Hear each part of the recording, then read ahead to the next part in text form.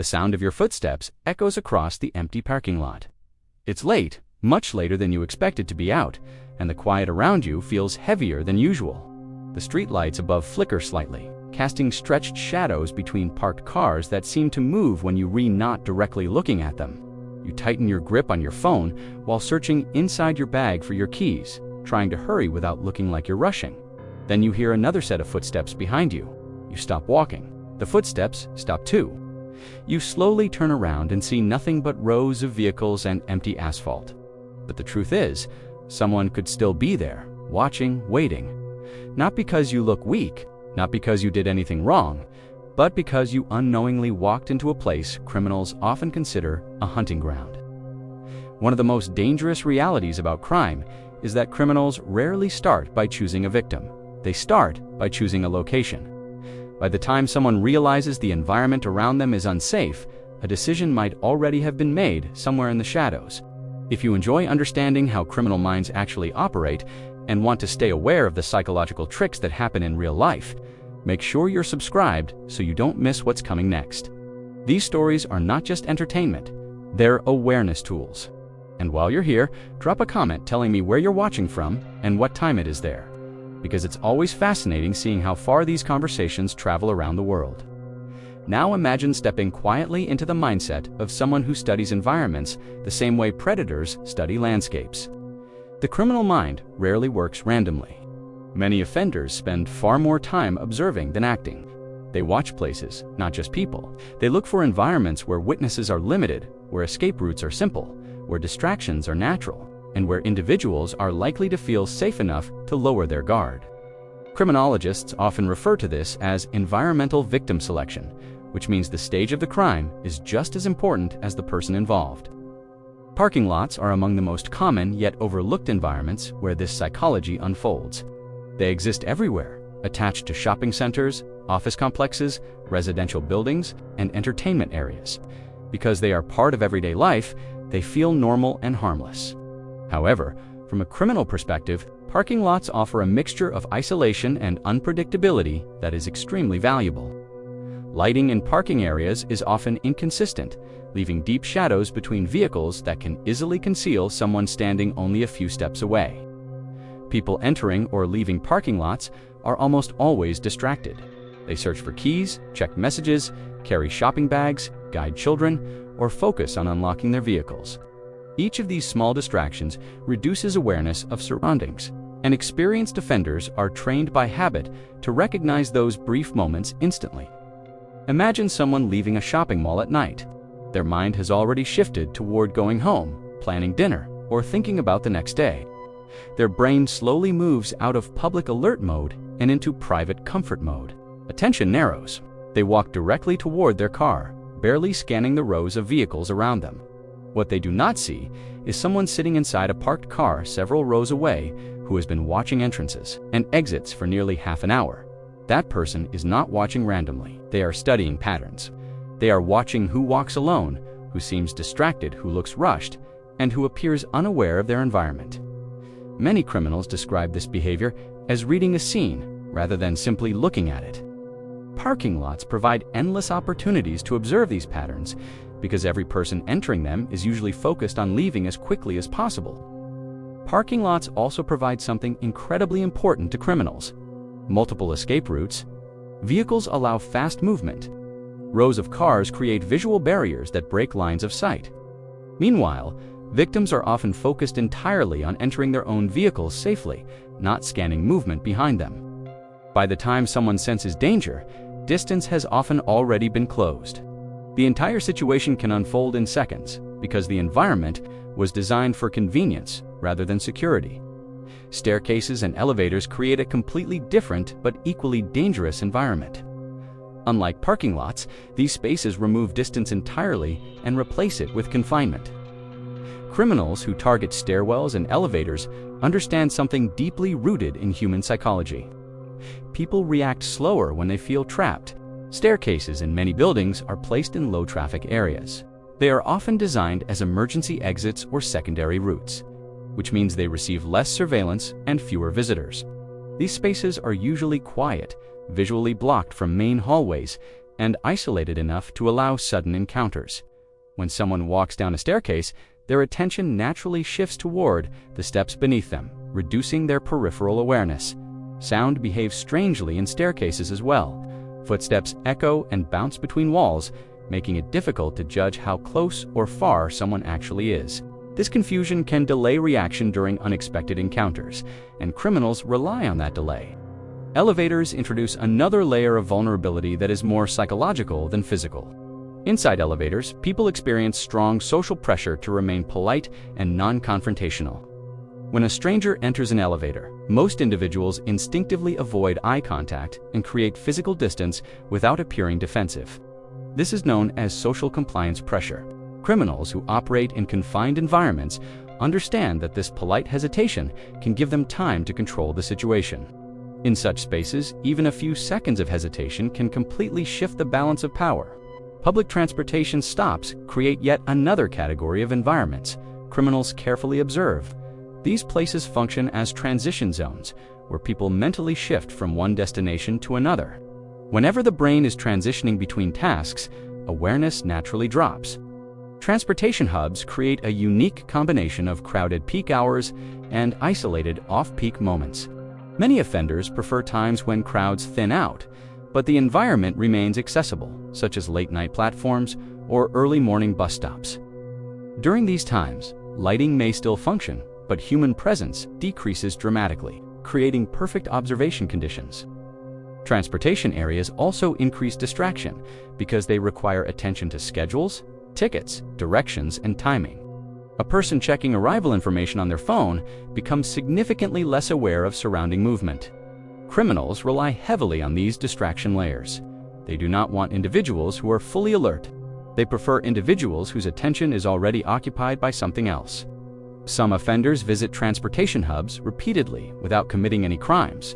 They simply observe routines, learning which exits people prefer, when security patrols appear, where surveillance cameras are placed, and where lighting fades into shadows. This preparation phase can last days or weeks because familiarity with a location dramatically increases a criminal's confidence and control. Darkness plays a much deeper role in crime than simply hiding offenders. Darkness changes human thinking patterns. Many people believe that the presence of streetlights or nearby businesses automatically makes an area safe. However, partial lighting often creates high-contrast shadows that allow individuals to remain hidden while still observing brightly lit pathways. Criminals study how lighting interacts with movement. They position themselves where light can temporarily blind someone approaching while keeping their own figure concealed in darkness. At night, human biology also changes in ways most people do not realize. Reaction time slows, threat detection becomes weaker, confidence in decision-making decreases, and emotional vulnerability increases. Criminals who operate during nighttime understand these biological changes instinctively. They are not just using darkness to hide. They are using darkness to reduce human performance. Experienced offenders rarely rely on one environmental advantage. They combine multiple advantages at once, creating high opportunity zones. For example, a poorly lit parking garage during late evening hours might contain individuals carrying belongings, limited witnesses, and multiple escape routes. This overlap dramatically increases success probability for criminals. Most victims never realize they have entered such a zone because each individual factor appears harmless on its own. The danger emerges when those factors overlap at the same moment. Familiarity creates one of the most powerful psychological traps in everyday life. Humans naturally assume that places they visit regularly are safe. Work parking lots, apartment entrances, and daily commuting routes become comfortable because they are routine. Comfort reduces alertness. Criminals understand routine extremely well and sometimes target locations specifically because they know people will return to them repeatedly. Predictable environments create predictable behavior. When someone walks the same route every day, they often move the same way, check their phone at the same moment, and focus on the same distractions. Criminals who observe routines gain the advantage of anticipation, which allows them to act when awareness is lowest. Perhaps the most unsettling reality about criminal location selection is that offenders often wait for micro-moments rather than large opportunities. These micro-moments occur when someone briefly drops their attention, searches inside a bag, unlocks their phone, turns their back toward their surroundings, or becomes mentally focused on a personal task. These moments usually last only seconds, but they are enough. Crime rarely begins with force. It begins with timing. When the right environment overlaps with the right moment of distraction, the situation can shift faster than most people can process. What many individuals never realize is that the most dangerous part of any location is not where they stand, but when their attention shifts. Criminals do not simply choose parking lots, staircases, or transportation stations. They choose moments of human vulnerability inside those spaces. Understanding this psychological and environmental connection is the first step toward recognizing how crime patterns truly operate. The next part of the story becomes even more unsettling because it explores how criminals study personal routines, track predictable habits, and sometimes learn far more about their targets than those targets ever realize. Sometimes, the most dangerous place is not where someone goes, it is the fact that someone else already knows they are going there. Most people think danger is like a lightning strike sudden, random, and out of nowhere. But what if I told you that for many criminals, the attack isn't the beginning? It's the end of a long, quiet process, a process of observation, patient, unnoticed, watching that slowly builds a psychological map of your daily life. By the time a victim feels that gut instinct that something is wrong, the offender may already know their schedule, their habits, and their most predictable routines.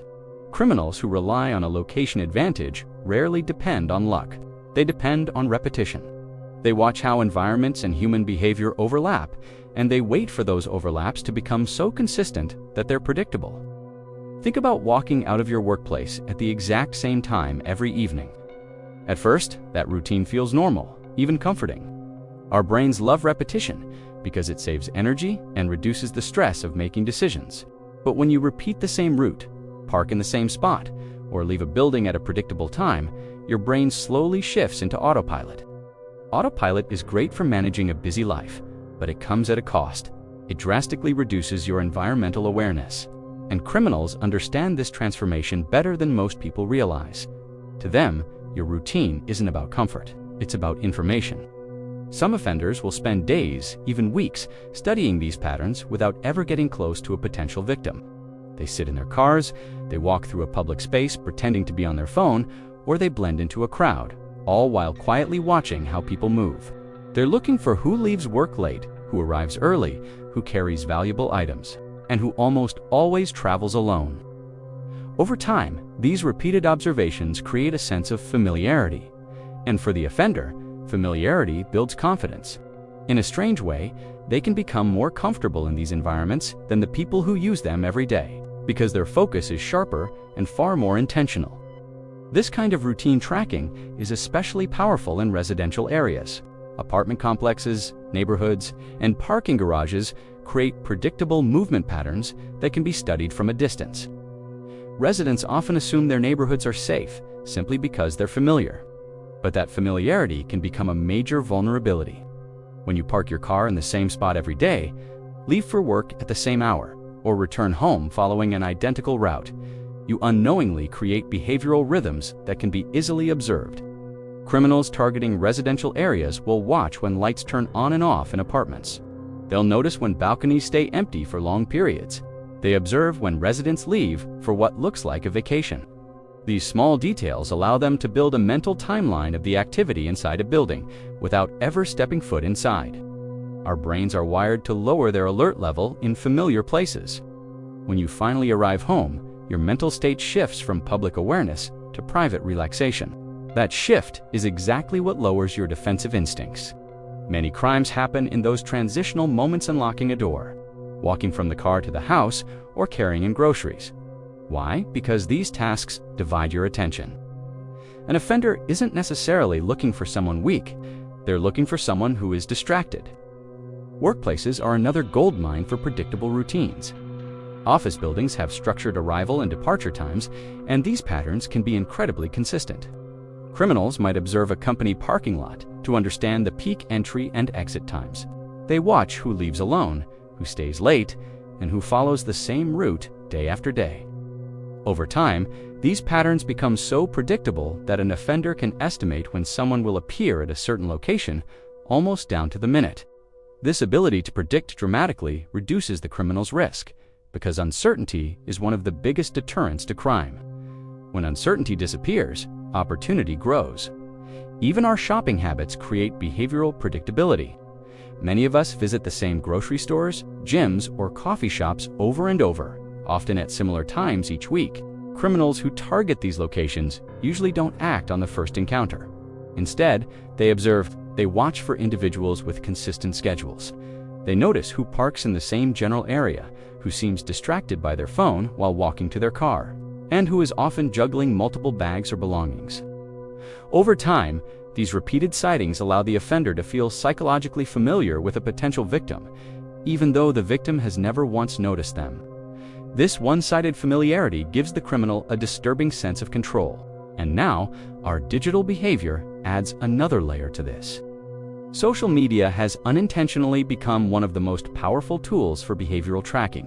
When people share their daily locations, post about their travel plans, or broadcast their routine activities online, they are creating a public timeline of their movements.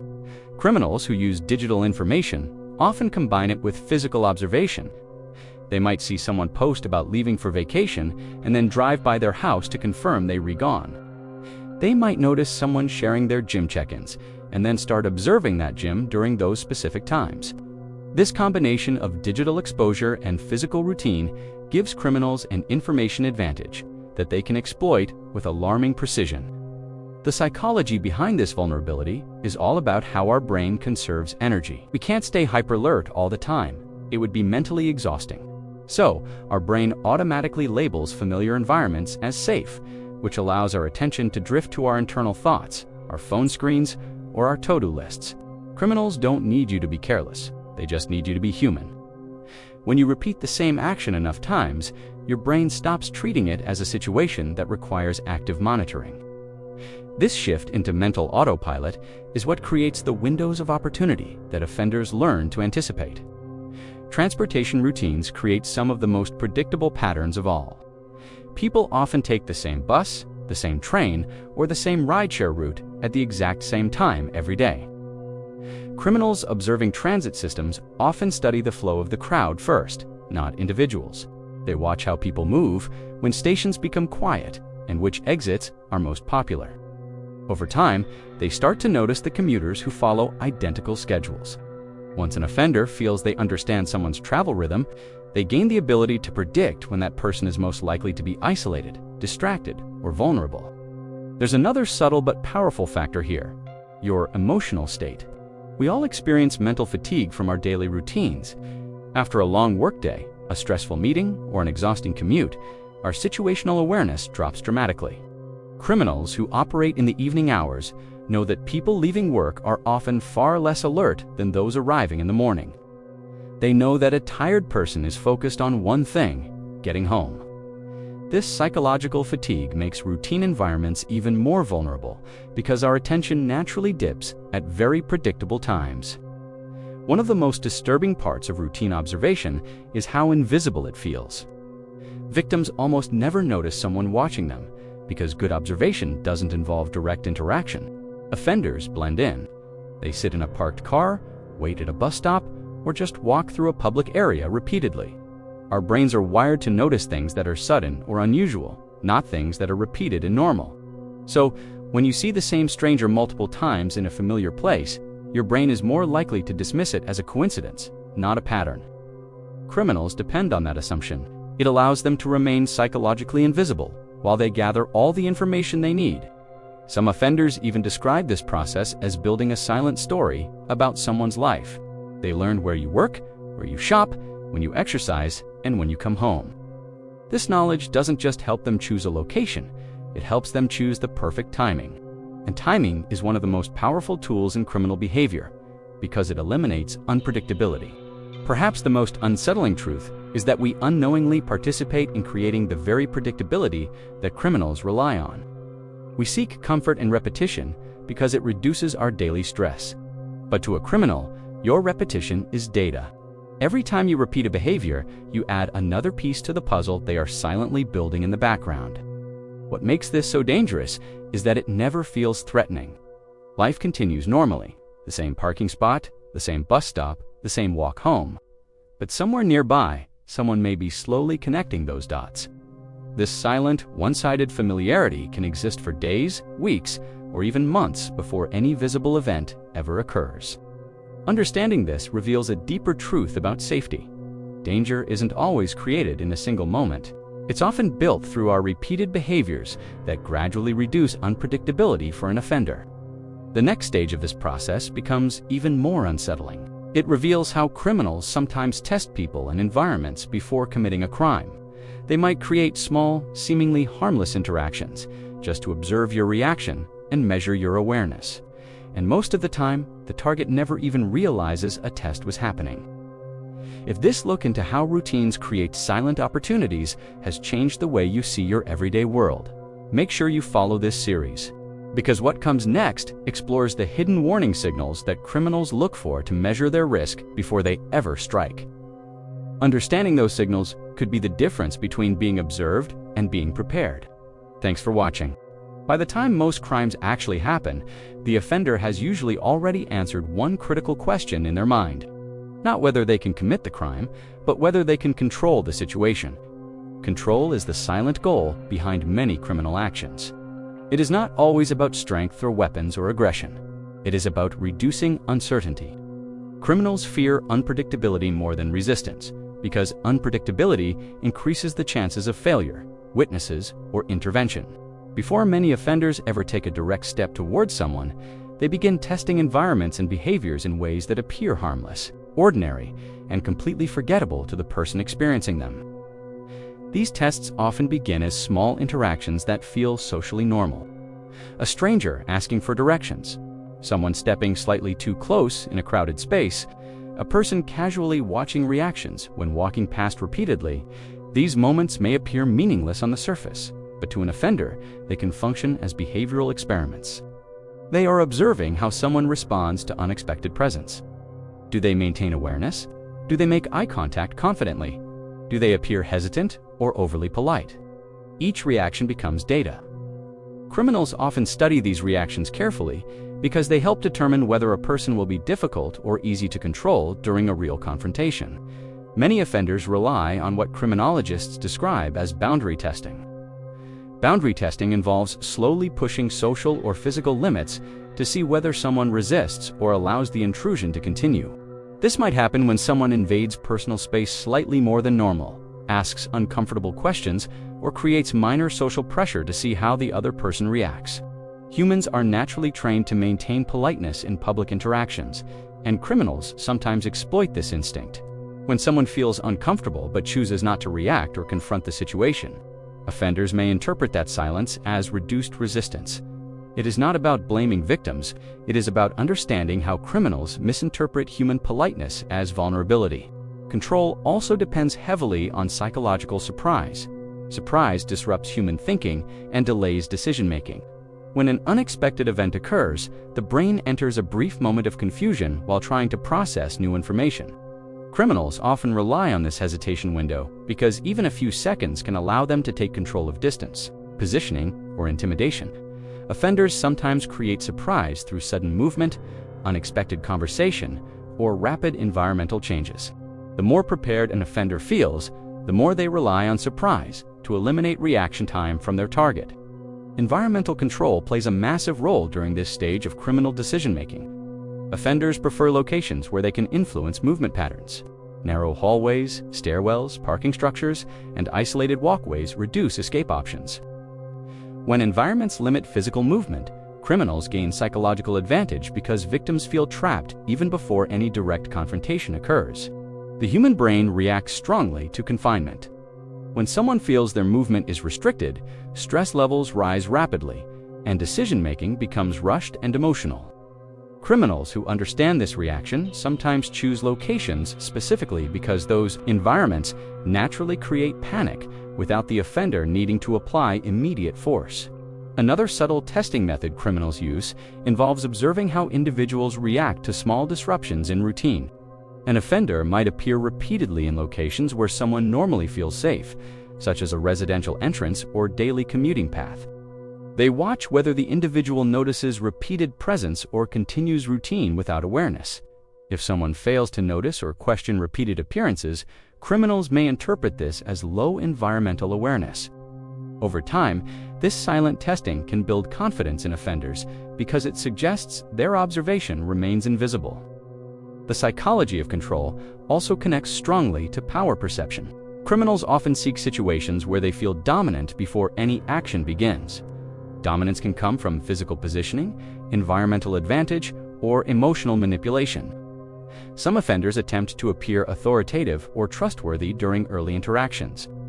They might mimic security personnel, service workers, or individuals asking for assistance. These roles lower suspicion and create temporary psychological control. When victims believe someone belongs in a space, their defensive instincts drop automatically. Criminals who successfully create this illusion can gain proximity without raising alarm. Another powerful control tactic involves overwhelming attention. Humans have limited focus capacity, and criminals sometimes create distractions that divide attention between multiple stimuli. An offender might ask complex questions, create sudden confusion, or introduce unexpected noise or movement. When attention splits, awareness of surroundings drops sharply. Offenders often combine distraction with physical positioning, allowing them to close distance while attention remains occupied. These tactics are especially effective in environments already filled with noise, crowds, or visual clutter because the brain struggles to prioritize threats within chaotic surroundings. Fear manipulation also plays a central role in criminal control strategies. Offenders sometimes rely on verbal intimidation or threatening body language to freeze victims psychologically. When fear activates, the human brain often shifts into survival mode, which is not always logical or strategic. Some individuals freeze completely when frightened, while others become disoriented or compliant. Criminals who use intimidation frequently rely on this freeze response because it reduces resistance without requiring physical force.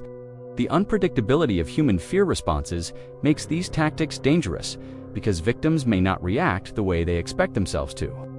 Criminals also test time pressure as a control method. Urgency forces quick decisions, and quick decisions often lack critical thinking. Offenders may create situations where someone feels rushed, such as demanding immediate attention, creating panic about lost items, or simulating emergencies. When individuals believe they must act quickly, they often stop scanning environments or questioning motives. This rushed decision-making allows offenders to guide movement and interaction in directions that increase vulnerability. Time pressure can be just as powerful as physical force because it narrows mental focus dramatically. One of the most disturbing aspects of criminal control psychology is how calm and patient many offenders remain during these testing phases. Movies often portray criminals as impulsive or chaotic, but real-world offenders who rely on observation and planning frequently behave with calculated patience. They may abandon attempts if something feels unpredictable or risky. Control requires confidence, and confidence grows through successful observation and testing. If a victim displays strong awareness, assertive body language, or unpredictable movement patterns, offenders may choose to disengage entirely. This is why subtle behavioral signals can sometimes influence criminal decision-making long before confrontation occurs. Body language plays a massive role in how criminals interpret risk. Offenders often watch posture, walking speed, eye movement, and spatial awareness to determine whether someone appears alert.